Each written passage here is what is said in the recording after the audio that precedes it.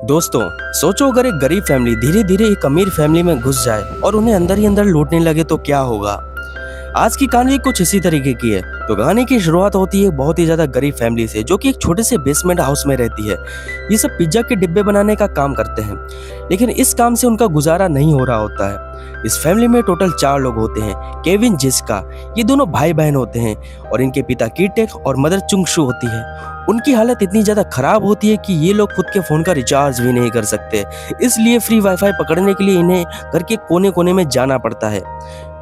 एक दिन केविन का दोस्त मिनह्युक उसके घर आता है और उसे एक रिच फैमिली की लड़की डाहाई को इंग्लिश पढ़ाने का जॉब ऑफर करता है। दरअसल मिनह्युक विदेश जाना चाहता है और वह उस लड़की से बहुत ज्यादा प्यार करता है। वो नहीं चाहता कि कोई दूसरा टीचर उसे पढ़ाए, इसलिए वह अपने सबसे अच्छे दोस्त को यह जिम्मेदारी सौंपकर जाना चाहता है।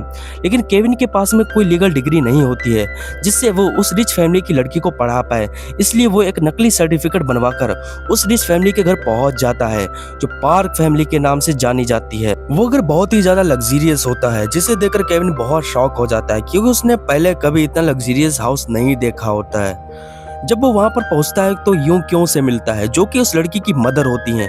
इस घर में एक लेडी भी काम करती है जिसका नाम होता है ग्वांगवून, और वो इस पूरे घर का ध्यान रखती हैं। वो काफी सालों से इस घर की देखभाल कर रही होती हैं। यूं कि उसकी डिग्री पर ज्यादा ध्यान नहीं देती हैं और केविन को जॉब मिल जाती है। और जब केविन डाहाई की पहली क्लास ले रहा होता है तो उसकी मॉम भी उसके साथ में बैठती हैं।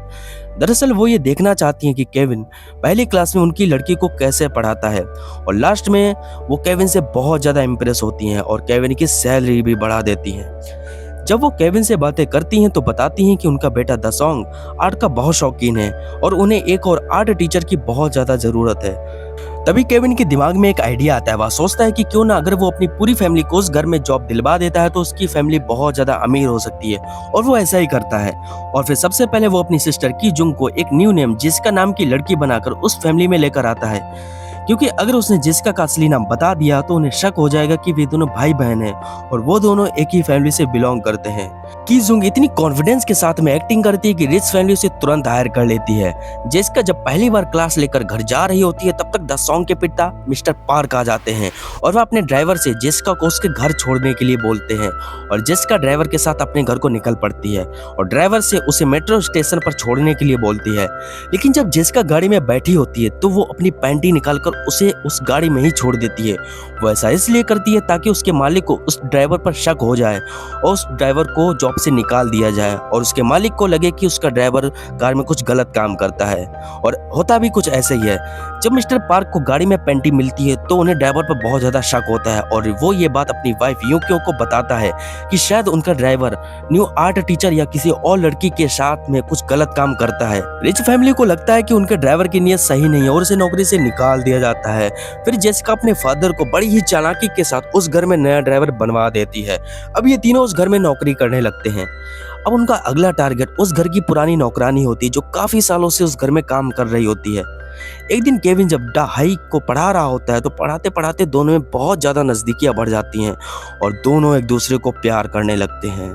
तभी केविन को डाहाई से पता चलता है कि उसकी नौकरानी मून ग्वांग को एक पीच नाम के फ्रूट से एलर्जी है, जिसके रेशों के संपर्क में आने से उन्हें बहुत ज्यादा खांसी आने लगती है और ये लोग उसी चीज का फायदा उठाते हैं।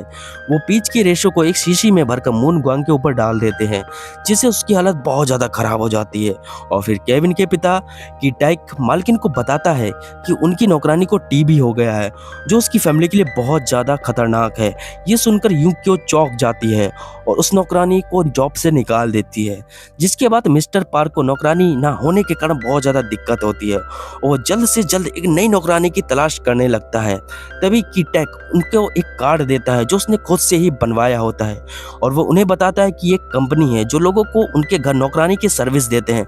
दरअसल उस कार्ड पर उसकी वाइफ चुंगशु का नंबर होता है और कुछ दिनों के बाद में चुंगशु भी अब उस घर में नौकरानी बनकर आ जाती है और अब पूरी पुअर फैमिली उस रिच फैमिली के घर काम कर रही होती है। वे सारे लोग बहुत ज्यादा खुश होते हैं।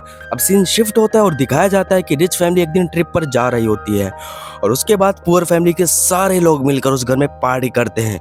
वो लग्जरियस ड्रिंक्स पीते हैं, सोफे पर रिलैक्स करते हैं और अमीरों वाली सारी फीलिंग को एंजॉय करते हैं।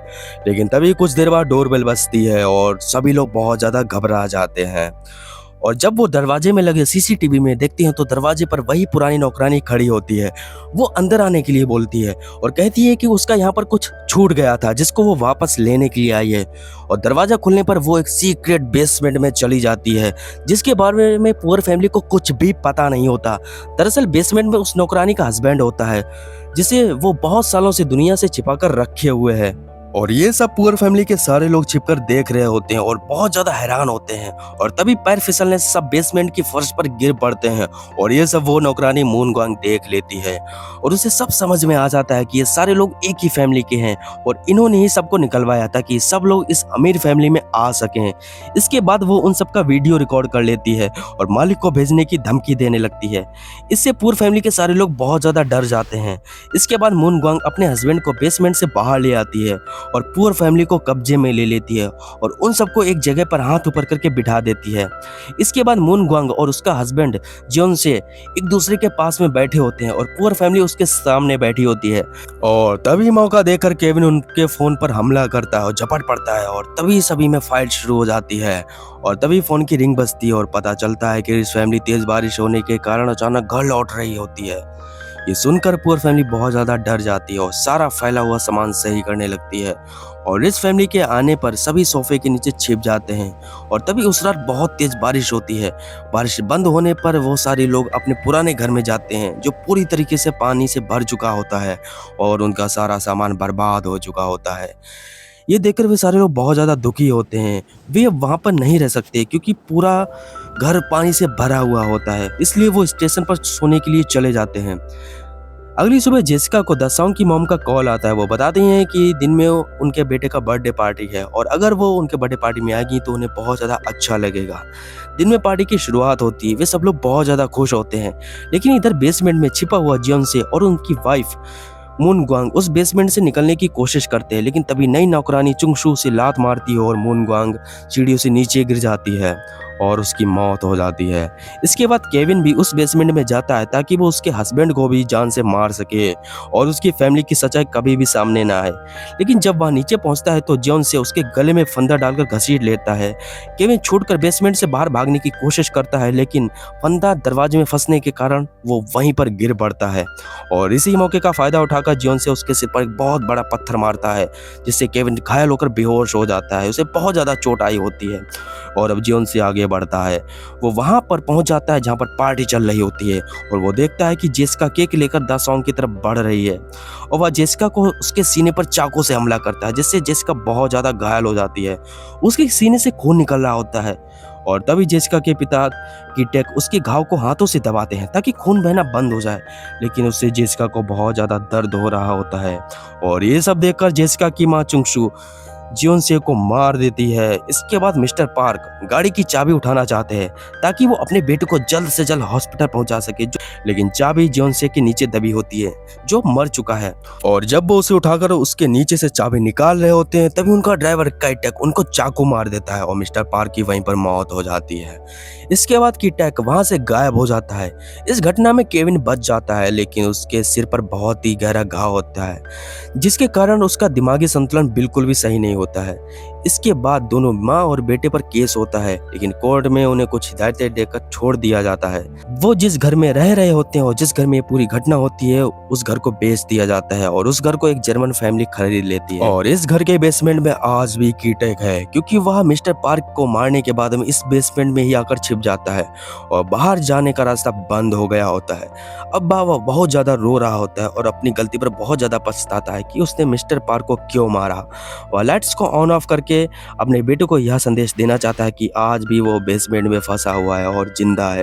ये बात केविन को पता चल जाती है और वह उस घर में अब नहीं घुस सकता क्योंकि यह घर किसी दूसरे का है जो बिल्कुल भी अलाउ नहीं करता है किसी दूसरे को उस घर में घुसने के लिए। इसलिए वह डिसाइड करता है कि वह मेहनत करके ढेर सारे पैसे कमाएगा और एक दिन उस घर को खरीद कर अपने पिता को